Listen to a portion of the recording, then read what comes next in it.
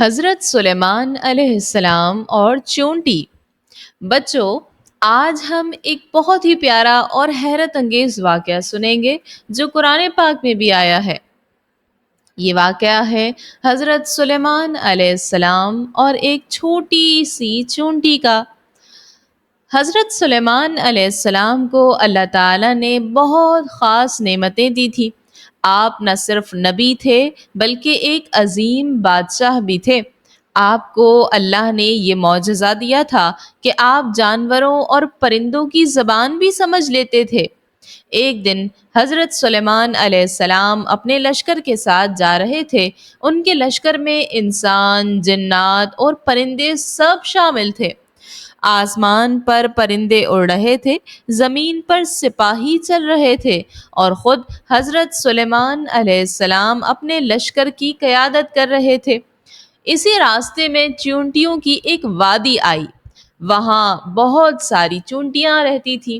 جب چونٹیوں کے سردار نے اتنا بڑا لشکر آتے دیکھا تو فوراً اپنی ساتھی چونٹیوں سے بولی، اے چونٹیوں، اپنے بلوں میں داخل ہو جاؤ۔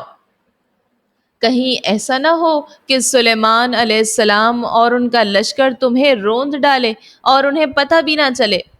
جب حضرت سلیمان علیہ السلام نے چونٹی کی بات سنی تو آپ مسکرانے لگے۔ آپ کو اللہ تعالیٰ نے یہ معجزہ دیا تھا کہ آپ نے اس ننھی سی چونٹی کی بات بھی سن لی۔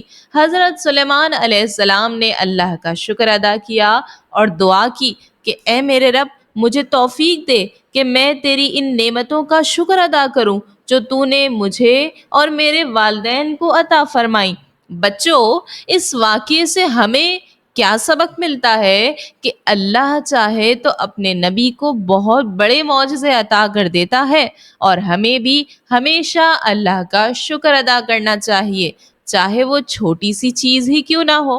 اور دیکھو کتنی سمجھدار تھی چونٹی، اس نے اپنی قوم کو بچایا۔ ہمیں بھی ایک دوسرے کا خیال رکھنا چاہیے، تو ہمیں بھی چونٹیوں کی طرح عقل اور احتیاط سے کام لینا چاہیے اور دوسروں کا بھی خیال رکھنا چاہیے، اور سب سے ضروری بات، ہر حال میں اللہ کا شکر ادا کرنا چاہیے۔